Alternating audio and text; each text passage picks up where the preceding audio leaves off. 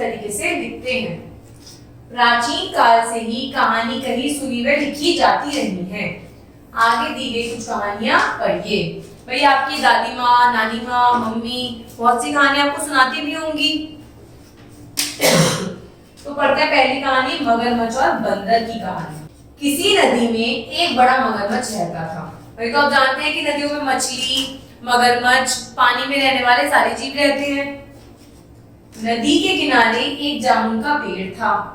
उस पेड़ पर एक बंदर रहता था जो उसका मित्र था। मतलब बंदर और मगरमच्छ दोनों कौन थे? फ्रेंड्स थे, मित्र थे। बंदर मीठे मीठे जामुन तोड़कर मगरमच्छ को खिलाता और खुद भी खाता। क्योंकि बंदर जामुन के पेड़ पे रहता था तो बंदर क्या करता था? मीठे मीठे जामुन तोड़ता था, खुद भी खाता था और मगरमच्छ को भी खिलाता था। दोनों मित्र मजे से नदी के किनारे बैठकर गप्पे भी मारते थे, बातें करते थे दोनों। एक दिन मगरमच्छ ने कुछ जामुन ले जाकर अपनी पत्नी को दिए। भाई एक दिन मगरमच्छ ने अपनी पत्नी को जामुन दिए। उसकी पत्नी को जामुन बहुत ही अच्छे लगने लगे। उसने अपने पति मगरमच्छ से कहा, जो बंदर रोज इतने मीठे जामुन खाता है उसका कलेजा कितना स्वादिष्ट होगा।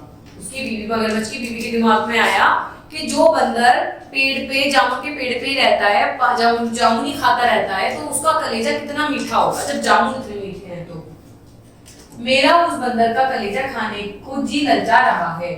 मगरमच्छ ने उसे बहुत समझाया कि मेरे मित्र के बारे में ऐसा सोचना ठीक नहीं है, किंतु उसकी पत्नी ने जिद न छोड़ी। मगरमच्छ की बीवी ने जिद नहीं छोड़ी। उसने कहा कि भाई मुझे तो बंदर का कलेजा ही खाना है, मेरा उसका कलेजा खाने का बहुत जी कर रहा है। क्यों? क्योंकि जो बंदर इतने मीठे जामुन खाता है तो उसका कलेजा कितना मीठा होगा। मगरमच्छ कई दिन तक विचार करता रहा कि वह कैसे धोखे से बंदर को अपने पास नदी में लाए। भाई मगरमच्छ की बीवी ने जब ये सोच लिया था, जिद करने लगी थी, तो मगरमच्छ ने मित्रता छोड़ी और ये सोचा कि अब बंदर को कैसे अपने अंदर लिया जाए, नदी के अंदर लिया जाए। अंत में उसे यह योजना सूझी।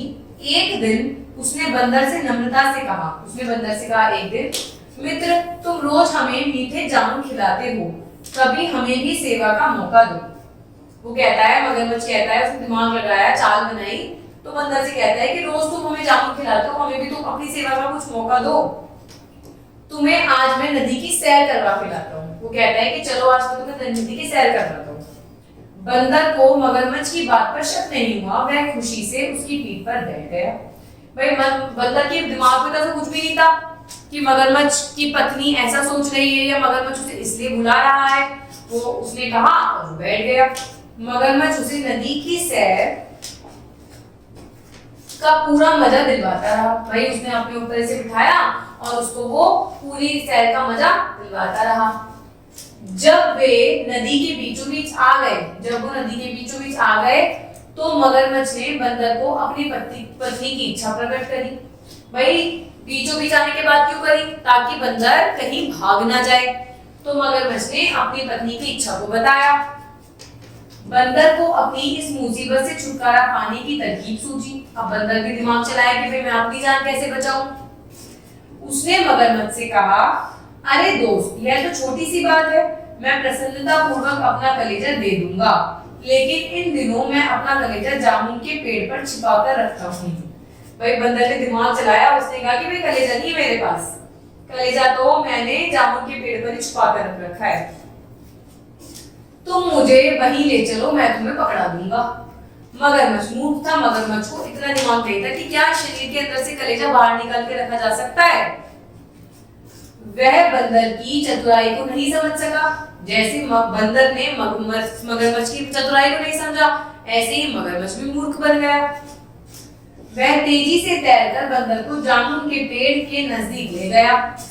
बंदर एकदम कूदकर पेड़ पर चढ़ गया और बोला, अरे मूर्ख, क्या कलेजा पेड़ों पर रखने की चीज है? तुम स्वार्थी मित्र हो जो मेरी जान लेना चाहते थे। अब यहाँ से भाग जाओ। कपटी मित्रों से कैसी दोस्ती, और कभी भी मुझे अपनी शक्ल मत दिखाना। क्योंकि मगरमच्छ ने तो बंदर के साथ गलत बात करी थी कि वो उसको मारना चाहता था, जबकि बंदर के मन में ऐसी कोई भी भावना नहीं थी। मगरमच्छ शर्म से पानी पानी हो गया और वहां से चुपचाप चला गया। तो इसलिए कहते हैं सच ही है कि नम्रता के पीछे यदि स्वार्थ है तो वह ढोंग है। मतलब यदि हम मित्रता करते हैं तो हमें एक दूसरे के से कोई स्वार्थ नहीं करना चाहिए, हमें निस्वार्थ अपनी दोस्ती निभानी चाहिए। अच्छी थी ना कहानी। चलो अब नेक्स्ट पढ़ते हैं। नकलची बंदर और सौदागर। एक गांव में टोपियां बेचने वाला सौदागर रहता था। सौदागर क्या करता है बेटा? सामानों को बेचता है। तो वो क्या बेचता था? टोपियां बेचता था। वह टोपियां बेचकर अपनी जीविका चलाता था। जीविका चलाता था कैसे? जब वो टोपियां बेचता था तो उससे जो प्रॉफिट आता था उससे वो अपने खाने पीने का इंतजाम करता था। एक दिन वह नजदीक के गांव में टोपियां बेचने गया, क्योंकि वो हर गांव में जाता था टोपियां बेचने, तो वो एक गांव में दोबारा चला गया। गर्मी से परेशान होकर वह एक वृक्ष की छाया के नीचे बैठ गया। बैठते ही उसे नींद आ गई। अपनी टोपियों से भरे थैले को वह पास में ही रखकर सोया था। भाई बहुत थक गया था, वो घूम घूम कर टोपियां बेचता था।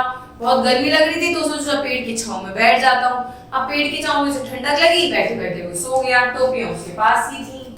उस वृक्ष के ऊपर कुछ शरारती बंदर बैठे हुए थे। ऐसे वे सब वृक्ष से नीचे कूद पड़े। नकलची बंदरों ने टोपियों वाले थैले में से टोपियां निकालकर एक एक टोपी अपने सिर पर डाल ली। वे सारे बंदरों ने उसकी टोपियां ली और अपने अपने सर पर पहन ली। वे सब मस्ती करने लगे और वृक्ष पर चढ़ गए। सौदागर की जब आंख खुली तो वह अपनी टोपियों से भरे थैले को खाली देखकर हैरान हो गया। उसने देखा कि मेरे पास तो टोपियां ही नहीं है। क्यों टोपियां कहाँ गई थी? वो तो बंदरों ने पहन ली थी और वो पेड़ पे चढ़ गए थे। इधर उधर देखने के बाद उसने पेड़ पर कुछ बंदरों को टोपियां पहने देखा। सौदागर ने बंदरों को डराया, लेकिन बंदरों ने टोपियां वापस नहीं की। सौदागर ने सोचा कि डराऊंगा और ये वापस कर देंगे, पर बंदरों ने तो नहीं करी वापस।